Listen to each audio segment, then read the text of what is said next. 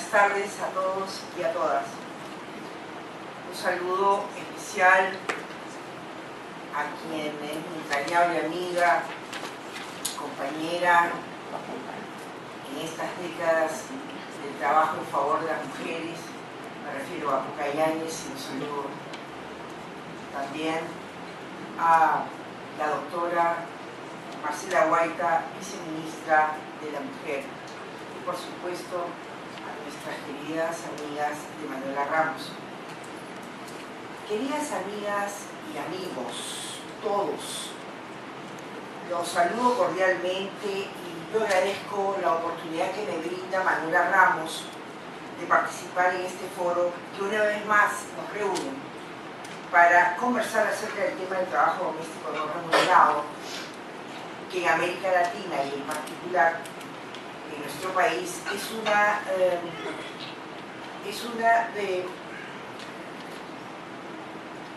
uno de los que mejor grafica la división sexual del trabajo y la desigualdad de género que se expresa al interior de los hogares, en la organización del tiempo, como en la realización de las distintas tareas. Y es un aspecto que genera una sobrecarga de trabajo para la mujer. Y como tal, es un factor que inhibe sus opciones para incorporarse al mercado laboral, genera ingresos y construir su autonomía personal.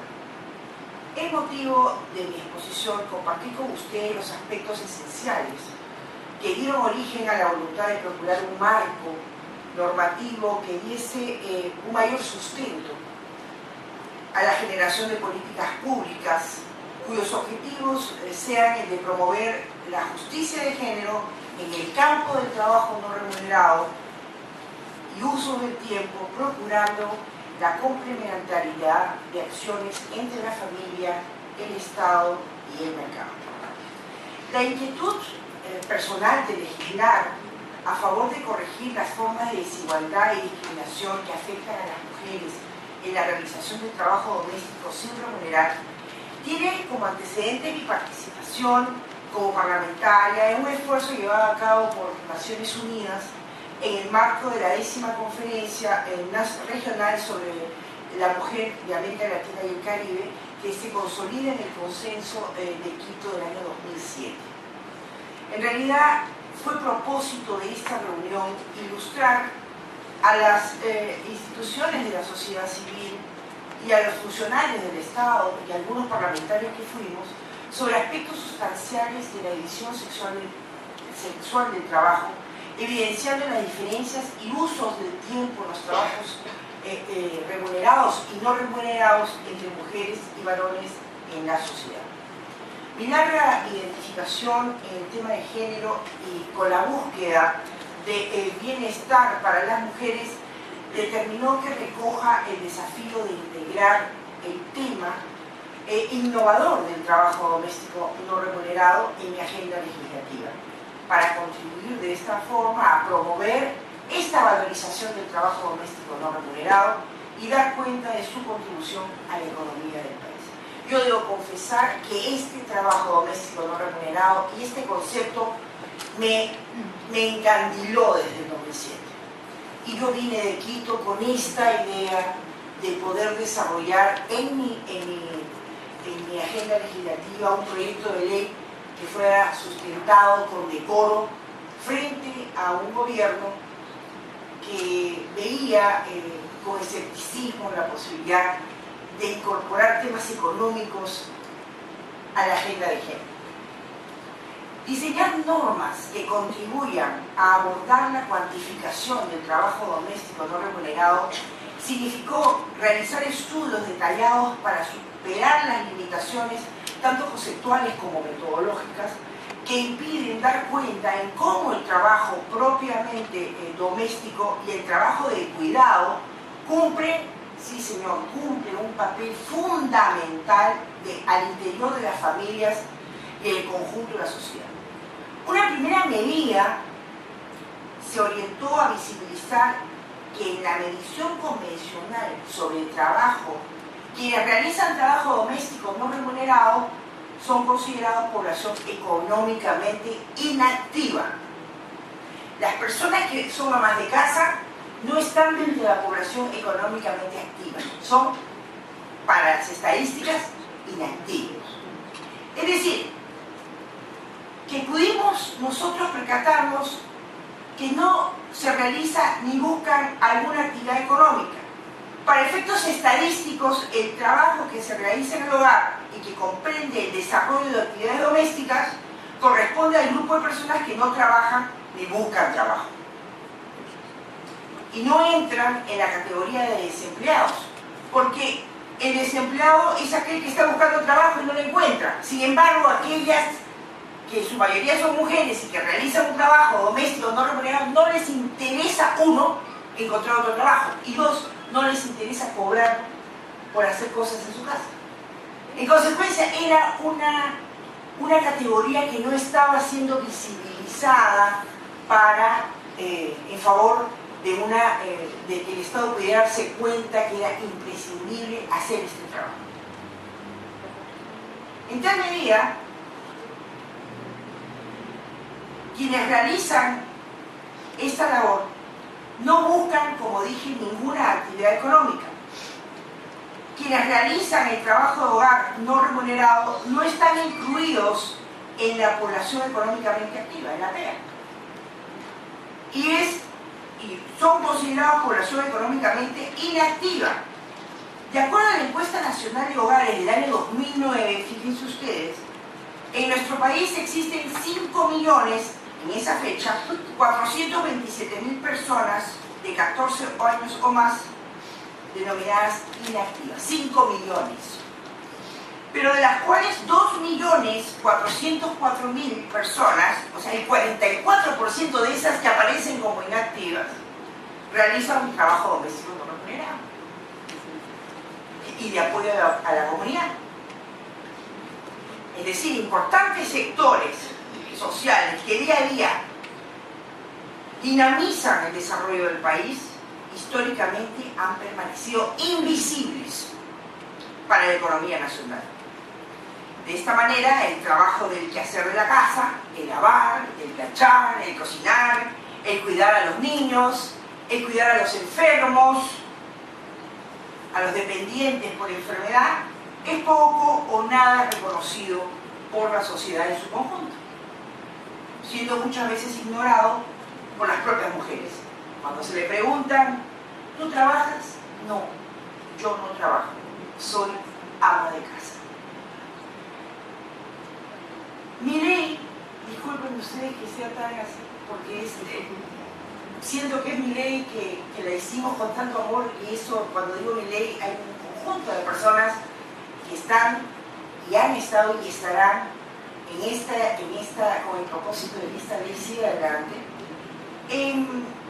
Persigue entonces dejar de lado la resignación y considerarse a sí mismas como ciudadanas activas que brindan su jornada de trabajo para lograr, con una economía de pocos recursos, gestionar una buena administración del dinero, aprovechar las ventajas del entorno y recurrir a la creatividad para potencializar el gasto y la inversión en el cumplimiento de tareas propias a la nutrición, a la educación, al mantenimiento del hogar, al cuidado de la salud, que tienen amplias posibilidades de ser valorizadas en el mercado mediante actividades equivalentes.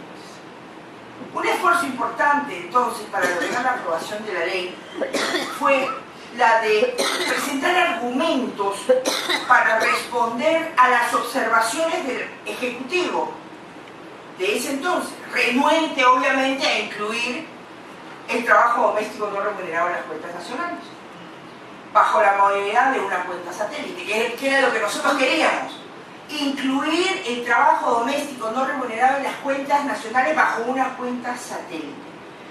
Ellos no querían esto, porque consideraban que no era viable técnicamente. La observación de fondo señalaba que el trabajo doméstico no remunerado no se ubica dentro de la frontera de la producción, que es objeto de medición de las cuentas nacionales. Es decir, este trabajo no es productivo, y como no es productivo, no tiene por qué estar en las cuentas nacionales. En consecuencia, tu ley o tu proyecto de ley al tacho de la basura.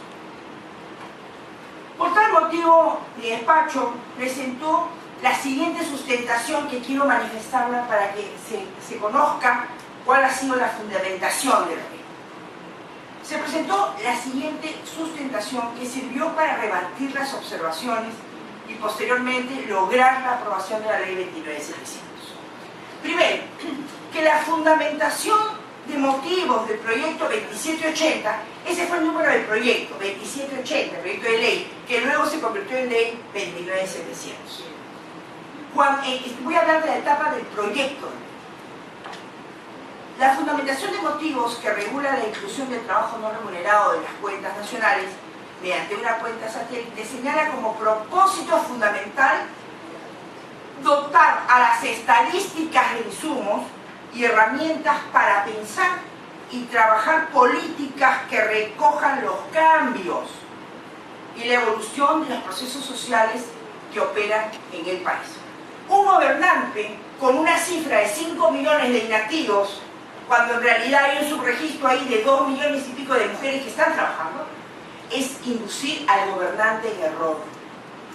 Porque sin estadísticas no hay desarrollo. Y lo que nosotros queríamos era visibilizar este trabajo para que el gobierno, el Estado, pudiera tomar mejores decisiones.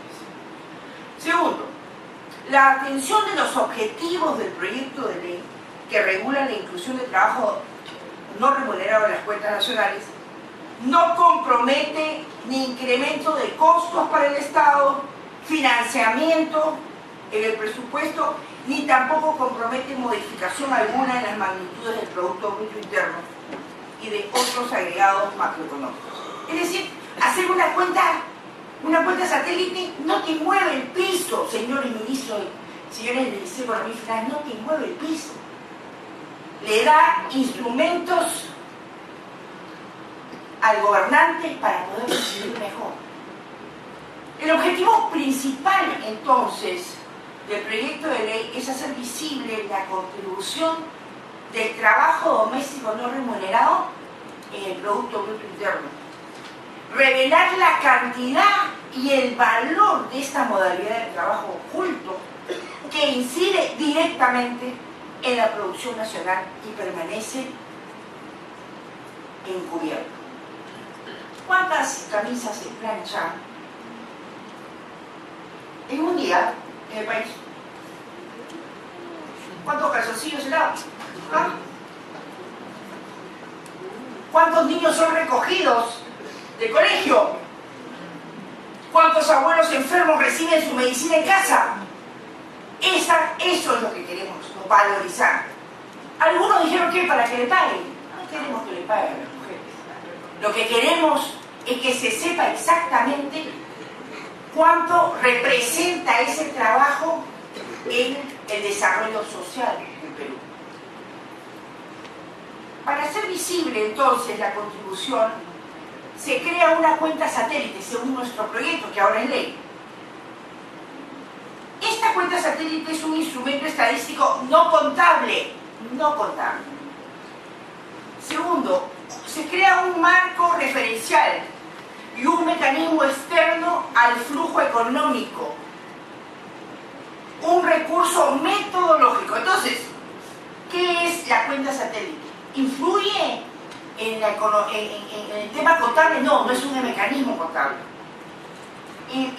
¿Es un mecanismo externo al flujo económico? Sí. Pero más que nada es un recurso metodológico que permite analizar la incidencia del trabajo doméstico no remunerado en el Producto Bruto Interno. Quinto, si bien el trabajo doméstico no remunerado, cuya medición se hace mediante la encuesta de uso del tiempo que luego la doctora Yanis conversará y hablará en extenso, no cae dentro de la frontera de la producción tradicional. Correcto, está bien. El trabajo doméstico no remunerado no forma parte de la producción, pero eso no impide valorarlo. ¿Para qué valorarlo? Para evaluar su incidencia en el Producto Bruto Interno y otros agregados macroeconómicos. Fíjense ustedes, según una investigación, y les voy a decir que la letra está tan chiquita porque me han... A ver. Según un boletín laboral, vamos, al 2008, el trabajo doméstico no remunerado significó 17.000 millones de soles, que representa el 23% del presupuesto. Ah, yo pedí que venga. 17.000 millones de soles, 23% del presupuesto. Entonces, no impide valorizar. Si bien no está dentro de los valores de producción, no impide valorizar el trabajo doméstico no remunerado. En sexto lugar, esto permitirá conocer como insumo estadístico, 1, el valor monetario del trabajo doméstico. 2, el valor monetario de las actividades que se realizan como aporte a la sociedad en programas sociales, en organizaciones, en aporte comunal. Por ejemplo, el INEI conjuntamente con Mincetur conjugaron esfuerzos para elaborar la cuenta satélite de turismo que permitió analizar la importancia de este sector en la economía y proporciona elementos para un mejor desarrollo de políticas de turismo. Y no pasó nada, nadie se murió. En el marco de un proceso de mediano y largo alcance, las variables del trabajo doméstico no remunerado, incluidas en una cuenta satélite, sí pueden ser comparadas internacionalmente, de acuerdo a las necesidades y prioridades de los países interesados. Para ello se seleccionarán las variables de común relevancia a las sociedades y se homogeneizarán los conceptos y los valores. Sin embargo, eso no impide que un país pueda elaborar de manera autónoma este instrumento, mucho más si en el caso del trabajo doméstico no remunerado peruano hablamos de un contingente de una población de 2,5 millones de personas, de quienes se desconoce por dónde andan y cuál es el valor de la contribución que brindan al desarrollarse económicamente y socialmente. El trabajo doméstico no remunerado está bien, no está dentro de la frontera de la producción nacional, pero es vital su reconocimiento y es vital su valorización en las estadísticas. La carencia de conceptos y definiciones adecuadas para medir y valorizar el trabajo no remunerado que realizan hombres y mujeres refuerza la tendencia de que importantes sectores sociales que día a día dinamizan nuestro desarrollo permanezcan invisibles para la economía. Sin conceptos y sin definiciones precisas para medir y verificar o valorizar el trabajo no remunerado que realizan hombres y mujeres, seguiremos tendencias como las que se observan en el clasificador de gasto de la administración pública respecto a incurrir en términos que no expresan adecuadamente algunas formas de retribución económica por servicios prestados a la administración estatal. Queridos amigos y amigas, en países como el nuestro, donde la protección social, la provisión de servicios de cuidado y en general el acceso a servicios públicos de salud, nutrición, educación son restringidos, obligan a que las mujeres y hombres aumentar su participación en las tareas de atención y de cuidado a los miembros del hogar. Por ejemplo, de cuidado a miembros enfermos de la familia que en otros contextos deberían estar hospitalizados. Sabemos, por ejemplo, que muchos de los costos del sector salud están diseñados para ser transferidos a los hogares en general. Porque lo que quiere un director de un hospital público es liberarse de que acaba de ser operado de apendicitis y mandarlo a la casa. ¿Por qué? Porque necesita la cama para que otra persona... Y cuando lo mandan a la casa, ¿quién lo cuida? ¿Quién cuida a un enfermo? Las mujeres. Y cuando no hay mujeres, un hombre lo que hace es contratar a una mujer. Esa es la realidad. Es muy difícil ver a un hombre que se quede cuidando a un enfermo horas tras horas y días tras días. Entonces, sabemos que muchos de los costos de este sector salud están diseñados, como dije, para ser transferidos. Y en última instancia a las mujeres. Sin embargo, este factor no se incluye en el análisis de costo-beneficio de las políticas públicas de salud. Es necesario entonces destacar igualmente las actividades no remuneradas del trabajo voluntario que realizan los miembros de la familia en apoyo a la comunidad, adicionando el trabajo de casa, salen a la comunidad y realizan un trabajo no remunerado. Pasos de leche, comedores populares, la Liga del Cáncer, los bomberos, en fin. Yo quiero mencionar a la doctora Arlette Beltrán, decana de Economía de la Universidad del Pacífico. Ella ha aportado a Latinoamérica como una de las pocas metodologías que permite constatar cuantitativamente cómo el trabajo no remunerado de las mujeres en apoyo, por ejemplo, al programa municipal del vaso de leche, gestionado en el año 2001, sumó más de 733.000 horas en ese año. Solamente, creo que en Villa Salvador es este trabajo, solamente en Villa Salvador. En términos monetarios, estas 733.000 horas de las mujeres que saliendo de su casa después de haber lavado y planchado, iban a los vasos de leche de Villa Salvador, equivalía a 1.970.000 soles de esa época y supone una contribución del 23% a la ejecución de su programa y representa el 8% del presupuesto general de Villa Salvador. Entonces, sabemos nosotros que Arlette Beltrán hace un ejercicio de valorización de la contribución gratuita de las mujeres a cifras actuales y señala que la participación se incrementa del 23% al 30% en los últimos 8 años. Por otro lado, registrar en cuentas nacionales la información sobre el trabajo del hogar no remunerado contribuirá a optimizar, por ejemplo, las políticas para avanzar logros en el aprendizaje que son incluidas en el presupuesto por resultados. Porque cuando se trata de educación, los niños y las niñas hacen muy bien su primaria, hay una paridad. Sin embargo, cuando las mujeres, las niñas quieren pasar a secundaria, hay una brecha. Y la gente se pregunta, ¿por qué hay una brecha? Sobre todo en el mundo rural. ¿Por qué las niñas ya no empiezan a ir a secundaria? Es que son pobres, quizás, dirán los gobernantes, son pobres. No, señor, no es que sean pobres. Es que como hay abandono por parte de que se supone debe proveer los servicios, que son los varones, esa mujer se convierte en jefa de hogar. Y al ser jefa de hogar, tiene que salir a trabajar. Y al salir a trabajar, deja a la hermanita cuidando a los niños o a sus hermanitos menores. Entonces ella es la que tiene que dejar de estudiar.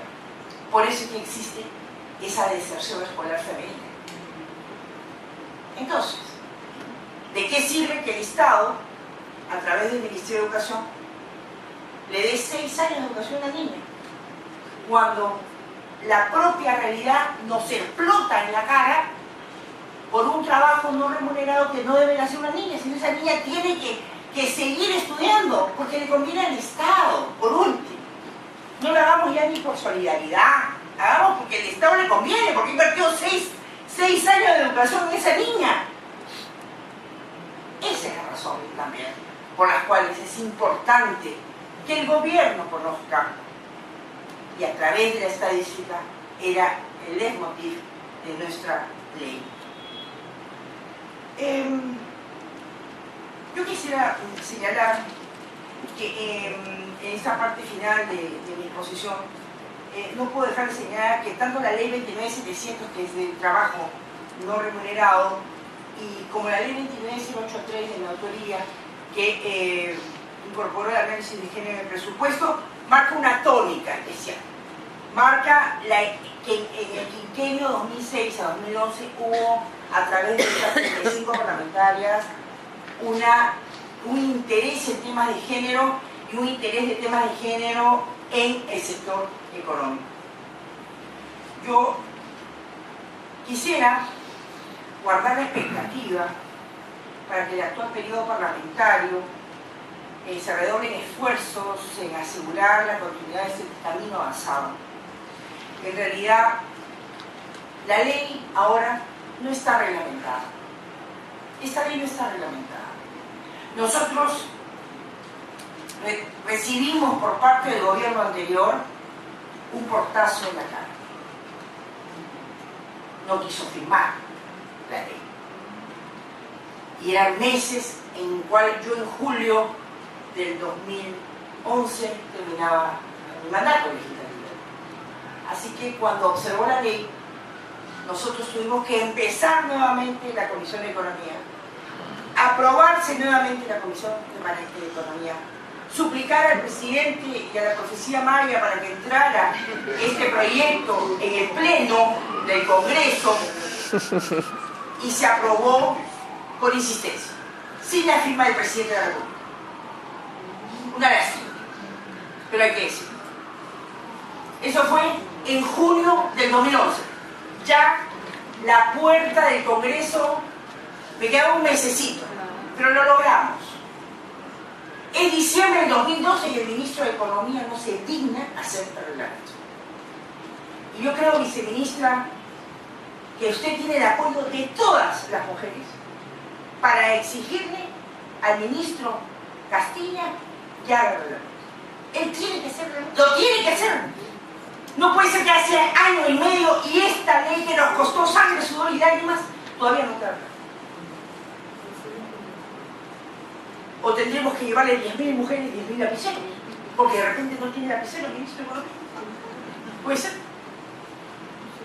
Nosotros esperamos que Miguel Castilla denle una copia de esto. Saludarlo. Sabe de mis afanes. Usted fue ministro de Economía el quinquenio anterior. Y sabe cómo nosotros hemos apostado por el presupuesto de la Nación, en mi calidad de secretaria de la Comisión de Presupuesto. No sea de loco. No puede ponerse de perfil. Es hora de que esto se sepa, que no hay reglamento. Y esperamos de todo corazón que el reglamento de esta ley 2977, por el bien del propio Estado, pueda hacerse realidad antes del 8 de marzo del próximo año, Día Internacional de la Mujer. Agradezco profundamente